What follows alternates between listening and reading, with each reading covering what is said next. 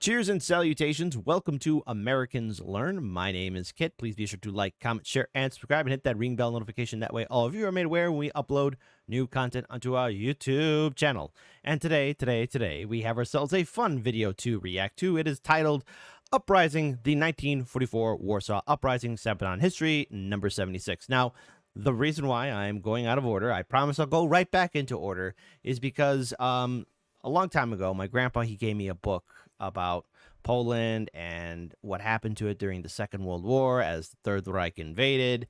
And, he recently passed away. And I was looking through my book collection and, I saw this video and it just, it really resonated with me. It really, and it sparked my interest. And I know that Sabaton has done a fantastic job in, number one, inspiring us and letting us know more about what happened in key events in history. And I always found a lot of their work to be really informative. It's a unique way. And without all of you, we would never have heard of Sabaton history. So because of that, we're just going to make this one special occasion to go out of order, but I promise to go right back into order. But this is just, I don't know, it just plucks at the heartstrings, and I think it's something that we could all learn more about. So without further ado, since I'm in charge of the ones and twos, why don't all of you grab yourself a tasty snack and a tasty beverage, and let's get ready to check out this video in a 3, a 2, a 1. There are times when the struggle is so monumental that you know you will not win.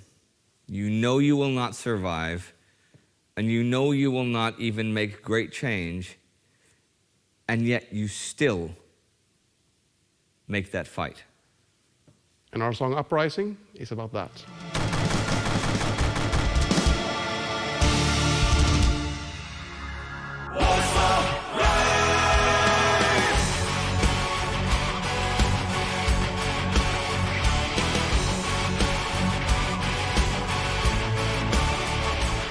This is Sabaton History, and I'm Spartacus Olson. I'm sitting in for Indy today because the current pandemic has left many of us stuck in different places over the past months and thrown our recording schedule around a bit. But I'm also the host and lead writer of the subseries War Against Humanity on our World War II channel, where I cover resistance, partisan warfare, war crimes, and crimes against humanity during the Second World War, which are also the topics of Sabaton's song Uprising. Okay, so First of all, I had no idea that this video was made during the 2020 lockdowns, but obviously times have changed, and I hope all of you are recovering well and being safe, no matter where you're at in this world. But what a crazy year that was. I think we can all look back at it and say, I wish that year never happened. it's July 1944. The Eastern Front is in motion. German Army Group Center has collapsed in the face of repeated offensives by the Soviet First Belarusian Front, now striking deep into Poland. It is widely expected that capturing Warsaw will be the next thing on the list of the Red Army objectives. With the end of the German occupation literally on the horizon, the leaders of the Polish underground resistance, the Armia Krajowa, or Home Army, meet for a secret meeting. After nearly 5 years of occupation, humiliation, and suffering, the resistance of Warsaw is eager to rise up. Radio calls are made to the exiled Polish government in London, who in turn appeal to the British and American authorities for help. The time has come. The Poles will now fight to take back their capital. However, the Western Allies are hesitant to promise help outright. They welcome resistance against the Germans, sure, but they do have logistical problems with the fight in France and Italy in full swing at the same time. But mostly, this is the Soviet theater of war, and they don't want to step on any toes, so the Poles will have to rely on Soviet cooperation first and foremost.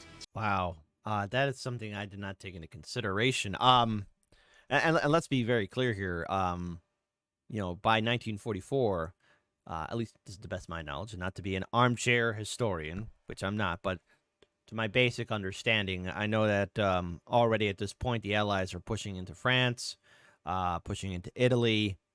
And, by looking at the map, Poland is, well, very far away. And at least in regards to how war and attrition play out, um, it's on the moon compared to where the Allies are at, and the Soviets are right next door. And I'm very curious to see what the Soviet response is and how, I guess, they'll help in a way. Let's find out. However, the position of the Home Army towards the Soviet Union is one of uncertainty and mistrust, as memories of the pact between Hitler and Stalin that had swallowed and divided Poland are still pretty fresh. If the Poles do nothing, then the Red Army will overrun Poland and the government in exile will be powerless in the newly communist Poland. But if the rising is successful, then Warsaw will be in the hand of democratic Poles. Then they hope that the autocratic Soviet Union can't simply impose its will on Poland, so the Poles have everything to win and everything to lose. However, the Germans still have strong forces in the region. If the resistance rises up before the Wehrmacht there can be wholly engaged with the Red Army, the Germans would most certainly crush them. So the Polish Home Army has to wait for the last possible moment when the Red Army is on the outskirts of Warsaw. Then, with logistical help from the West and cooperation from the Red Army, the insurgents could drive the Germans out of the city. At least one of those two last things has to happen, or the rising is doomed. Do you remember when the Nazis was the rule on Poland? 1939, and the Allies burned away. From the underground rose a hope of freedom as a whisper. Sitting in despair, but they never lost their faith. Back in February, the resistance fighters outside of Warsaw had made contact with Soviet Marshal Rokossovsky's spearheads. Rokossovsky agreed to principal tactical cooperation, but refrained from promising anything beyond that. And when the Home Army then begins revealing itself to the Soviets, they are greeted with unexpectedly hostile behavior. The available reports of the NKVD, the Soviet Interior Ministry and Secret Police, paint a clearer picture of the situation. They call the Polish Home Army illegal formations, rebels, and bandits. They are white Poles allied to Great Britain and are an old enemy. See, although they currently fight the same enemy, Polish nationalism is contradictory to Stalin's plan. And of course, it's only been a bit more than 20 years since the Poles won the Polish-Soviet War, and one of the people really responsible for the loss of the Battle of Warsaw back then was Joseph Stalin. Oh, no. And knowing Stalin and his paranoia, geez. Look, I don't want to reference this film because, again, it's a dark comedy, but, Death of Stalin, it kind of got me interested to know a little bit more about who the actual Stalin was. And my goodness, what a petty, paranoid, pathetic individual. I mean, seriously, when the Germans invaded the Soviets, his staff had to find him. He refused to believe that Adolf invaded, and not to mention, he was legitimately concerned that, he was going to be, taken out. So already this is bad news. Oh, no. I had no idea that was the situation. I just learned something new, and especially in regards to Stalin and how petty he is, this comes as no surprise. And by the way, Stalin is not his actual last name. Just so all of you know, it's a name he gave himself, which translates into, I believe, roughly Man of Steel. Which, again, there's only one real Man of Steel, and let's just say that fictional character has more integrity in one pixel of his picture than Stalin had in its entire life. The NKVD makes it clear that they will not allow any irregular or partisan actions in the rear of their armies. Soon, any Polish resistance fighters caught behind the front line is arrested, disarmed, and removed. By July, more than 30,000 Home Army fighters have been interned by the Red Army. Inside Warsaw, the Home Army is caught between the desire for action and the need for caution. The atmosphere in the city is tense. Pole and German alike feel that something is about to go down.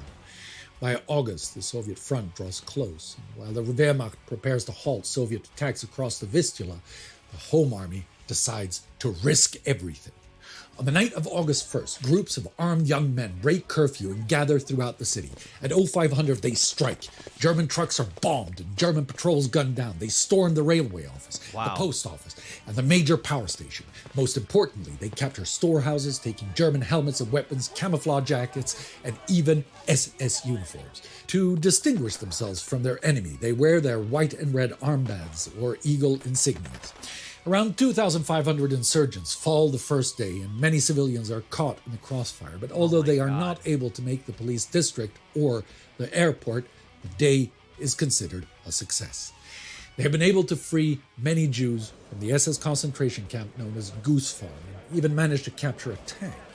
Large parts of the city are now under their control, so they must continue the fight until help arrives.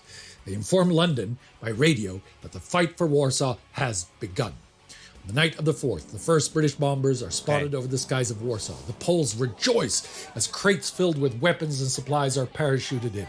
They have not been forgotten by their allies. The Germans, however, are now reacting as well. Anti-insurgency specialist SS Obergruppenführer Erich von dem Bach arrives in Warsaw. He reports back to SS Commander Heinrich Himmler the real scale of the rising, and Himmler flies into a violent rage. He orders von dem Bach to not only crush the insurgency, but to obliterate Warsaw. The home of Polish history and culture is to be liquidated once and for all. The Wehrmacht, however, had their hands full fighting the Red Army, so Himmler orders his own SS troops to Warsaw. What arrives at that city is an assortment of some of the most notoriously undisciplined, criminal, and murderous SS units the Nazis have to offer. The SS Brigade Dielewanga, the Russian SS Rona Brigade, Cossack and Azerbaijani auxiliary regiments, several Einsatzgruppen and military police units. And for a few days, these units take Himmler's orders literally. Oh, God. Just even looking at those pictures, I could tell that they're all scumbags. Every one of them. I don't know. So sometimes when you look at something, and even in the past, and you see an individual and what they're part of, wow. Huge shout out to the resistance fighters that were able to fight for their freedom. Or obviously we're gonna find out more what happens, but seriously, that is wow. I had no idea the amount of brutality that's about to unfold here. Fighting the insurgency almost becomes a secondary objective as they kill every man, woman, and child in sight and systematically set their homes on fire. Tens of thousands of people are slaughtered. It becomes so bad, with so many reports of rapes and looting, that von dem Bach has officers shot to try and rein in the men. He has to issue orders to not summarily shoot women and children anymore. The city becomes an urban battlefield. Loudspeakers urge the insurgents to give up before they are all killed. The Luftwaffe and German artillery bomb the rebel districts, but the insurgents prove resilient. They hide in Warsaw's deep cellars and use the destroyed buildings to entrap the enemy. They lure them into killing zones where snipers and grenadiers await them. The ruined city denies the SS their numerical advantage, and after 2 weeks of fighting, neither side has that advantage. The Poles fight from the street barricades and fortified cellars connected by trenches and sewers. Women and children work tirelessly in underground kitchens, hospitals, and makeshift workshops. Days turn to weeks. By the end of August, though, even as the spirit of the insurgency is still high, the outside world is eerily quiet. Women, men, and children fight, they would die in side by side. And the blood they shed upon the streets was a sacrifice willingly paid. Even contemporary German sources expect the Soviets to try to link up with the insurgents as quickly as possible. The Red Army advances towards the Baltics and the Balkans, but not on the Vistula. Winston Churchill is among the first to make the assumption that this pause during the most critical moment of the Rising, where any Soviet attack might have tipped the scale, is deliberate. Rokossovsky stands just 20 kilometers away from Warsaw. Oh, come How on. come, since the end of July, not one Soviet aircraft has been seen flying over Warsaw? No drop has been made, no shelling of German positions. Did Stalin condemn the Rising to its fate? For historians, it's impossible to know Stalin's exact inner motives. Many of the records regarding Poland are still sealed tightly in Russian archives. Reliable intelligence was certainly scarce, and the reports from the NKVD portray the insurgency as a reckless adventure by a gang of criminals and bandits. Polish nationalism has no place in Stalin's great strategy. The British will cancel their airlifts as well because of the inefficiency of sending planes from Italian air bases 1,300 kilometers away. There are actually over 200 US Air Force planes stationed in Poltava, but Stalin denies them airspace over Poland. Inside Warsaw, losses are heavy on both sides. The Germans have been forced to reinforce the SS with crack units like the Hermann Göring Panzerdivision. So they're on their own. Jeez. Look, and again, I don't mean to reference it, but Death of Stalin. Great film, dark comedy through and through, but just even seeing that portrayal of Stalin, I could see him like that, a petty, smug little individual. And slowly but surely, the insurgents are pushed back into the city center. Fighting continues unabated in the cemeteries, the suburbs, and the former ghetto. But by September, the situation grows desperate. They have held out far longer than expected, but they cannot win a battle of attrition. Down to a quarter of their fighting strength, and with food and medical supplies dwindling, negotiations for surrender begin. But just then, in mid-September, the Soviets suddenly attack the eastern outskirts of Warsaw. It is General Berling's army, made up of Polish communists and collaborators, who attacked the German garrisons. Soviet planes now drop supplies, and Soviet artillery shells the city. All surrender negotiations are broken off, and the Polish spirits rise. Volunteers swim the Vistula to greet their allies. But they never return. Reports soon reach the Home Army that those volunteers are arrested and interrogated about their holdouts and their officers, and some are even tortured and shot. Berling's attempt is not the long-awaited Soviet offensive. Rokossovsky does not move, and the insurgency is doomed. On September 18th, a large fleet of flying fortresses make one last supply run. But it is too late. Nearly all of the crates parachute into German territory as the insurgents are by now pressed into a small area in the city center, left with only a handful of blocks. Sorry, I'm still in a little bit of a shock of that. The Soviets do all of that, and then a knife, not to the back, but to the front. Oh my goodness. That should not have happened. Streets, the Home Army has no real choice. They can either surrender to the Nazis, who will probably murder them, or try to escape to the Soviets, who will likely turn on them as well. The final shot of the uprising is fired on October 2nd. It has lasted 63 days. Civilians and insurgents alike are arrested and sent to concentration camps. The ruins of the western part of the city are now once again occupied by the Germans. In the east, just across the river, the Soviets stand and watch. Poland, once again, is divided between the Germans and the Soviets, but not forever, for the old words ring true. Jeszcze Polska nie zginęła, póki nie śpiemy. Poland is not yet lost, as long as we live.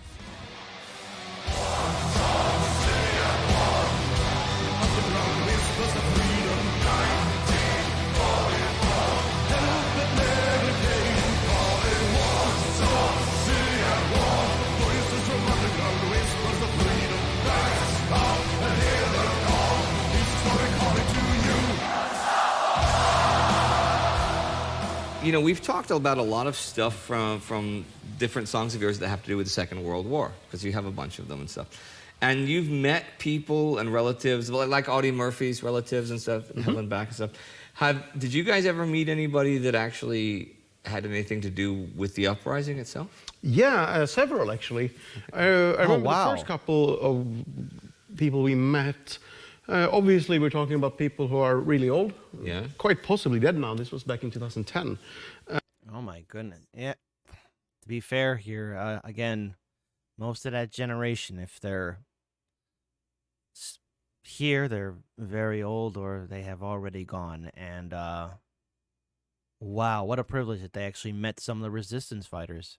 A lot got lost in translation. It was a emotional experience, but it was really hard because, you know, speaking through a translator at a museum, we were at the Warsaw Uprising Museum, but a few days later, we were still in Poland then, we heard of a woman who had fought in the uprising. Her name was Anna. Wow.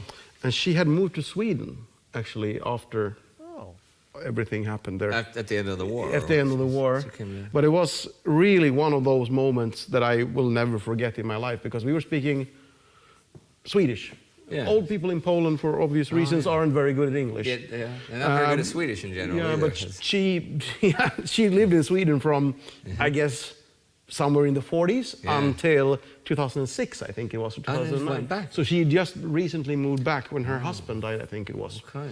And speaking with her and her experiences, and it is so far away from the action movies and everything. I mean, her main role in the uprising, being a young woman or a young girl maybe, wasn't, you know, frontline combat. Right. But of course, she had to.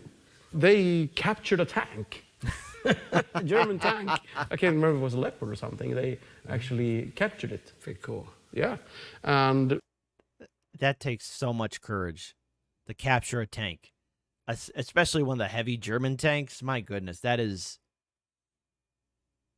bravery. There's no way, again, only a select few have that courage. Like, hey, let's go hijack that tank. Fast and the Furious got nothing on the people who hijacked that tank. the story she would tell, it is nothing like the movies. Her stories of, delivering messages through the sewers and how cramped and tiny it was. I have no idea how it was, but at the Warsaw Uprising Museum in Warsaw, they have sort of reconstructed those sewers so you can walk through them. And they start out pretty big, then they get pretty small, and you can try and how they would move. See how you could get, how far you could do it. Oh man, if you're even slightly claustrophobic, you're fucked. Yeah. I can't even imagine that. That shows absolute dedication to even go through the sewers, and some of those pipes being, again, tunnels being so small. If you are truly claustrophobic or even stuck, oh my God.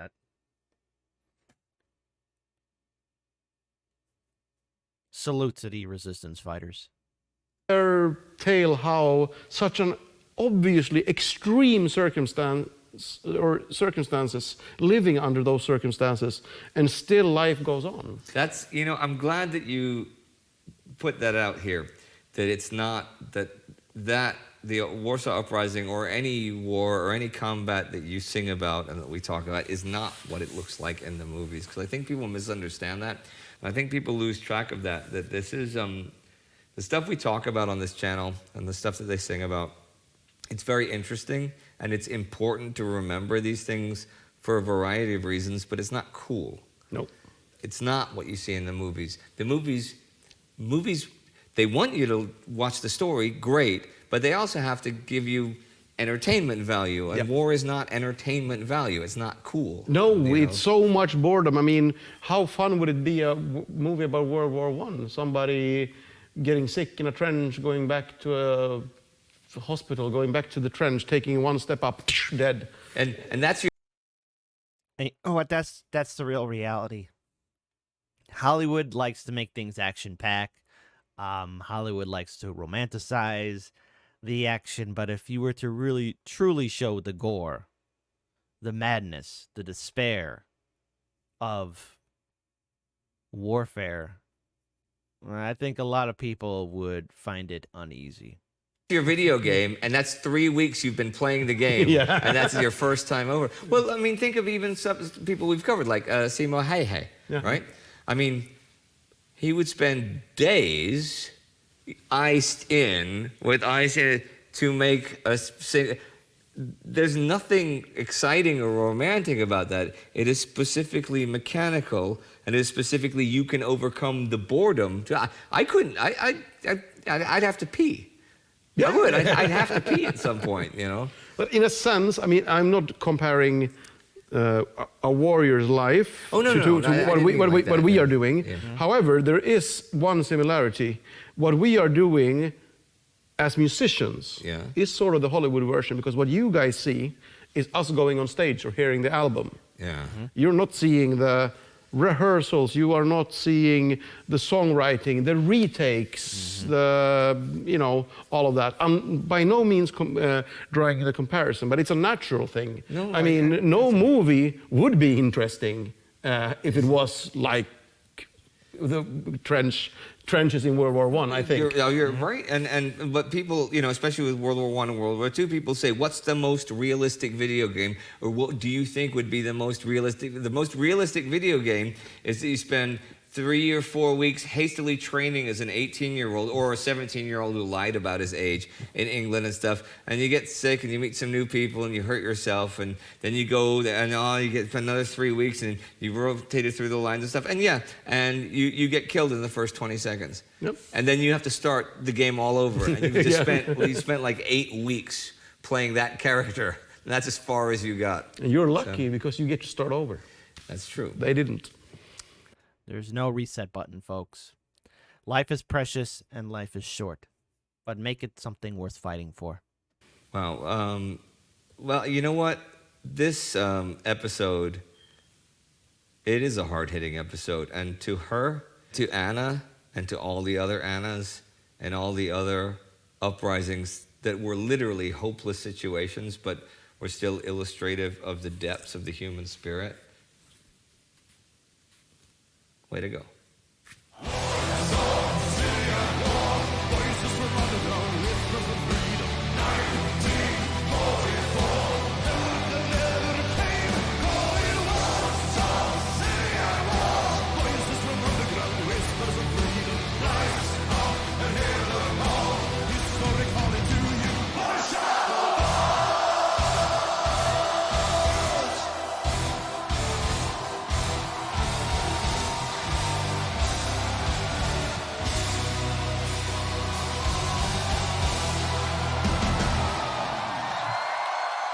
All right, everyone. Thank you very much for watching, and thank you so much for the support with the community. All the Patreons, everyone who's helping, sharing this. We really love doing this, and thanks to you, we can keep on doing it. So keep on doing what you do, and we will keep on doing what we do. Thank you. Outstanding. All right. No, I know I went out of order, but actually I'm very glad I did watch this video. And if he was still around, may he rest in peace. I think my grandpa would have really liked this video too. I believe we did have some distant relations, not living in Warsaw at the time, but some very distant relations that lived in Poland during that time. And my grandpa, he had a huge collection of World War II books and books relating to Poland and what it went through during the occupation of both the Third Reich and the Soviets.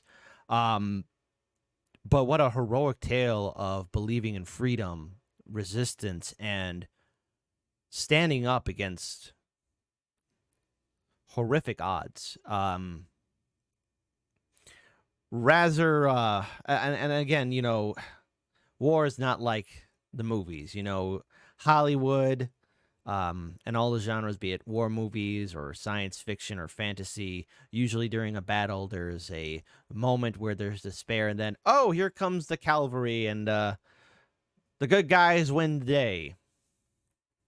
Unfortunately, folks, I think we're all too aware of this, that sometimes, not most of the time, reality is that nothing's that clean and cut. There is no black and white. There's huge shades of gray. Apologies for the stutter. Huge shades of gray. And, you know, we hear about the Allies dropping supplies, and then eventually, again, the British air bombers can't make it all. It's logistically difficult for them to fly from Italy to Poland. Then you have, I never knew this. I never knew this before, but that there was U.S. aircraft in Soviet territory, and Stalin was telling them not to fly. And then you hear about the Soviet forces who at one point begin helping and then stab them in the back. That is just so sickening to me. It's not right. And obviously, there's the aftermath of the Second World War, I believe Poland did get, I guess, a pro-Soviet regime at the time. I'm unfamiliar with it. If I'm wrong about that, please, someone in the live stream chat, in the comment section, please correct me on that, because I think it was behind. It was under Soviet occupation, or at least in the sphere of Soviet influence. But if there's anyone of you that have a video that we should check out in regards to what happened to Poland in the aftermath of the Second World War, and obviously the Soviets being involved, if there's a video or something we should check out here for Americans Learn, I would greatly appreciate it from you, our viewing audience, because after all, it's because of all of you hip, cool cats that we were able to find out about Sabaton history. Now, I apologize for going out of order. The next video, we will be in order. Okay, so that's going to happen. And this time, I will not break the promise. Okay, I will be consistent. But shout out to Sabaton. Shout out to the great work that they do. Thank you all so much for checking out our video. But please, you want to know what would be really awesome? In the video, for all the videos that we check out here for Americans Learn, the original link is in the description box below. So throw some support behind Sabaton. Why? Because it's the right thing to do. Until then, keep your heads on a swivel and take care.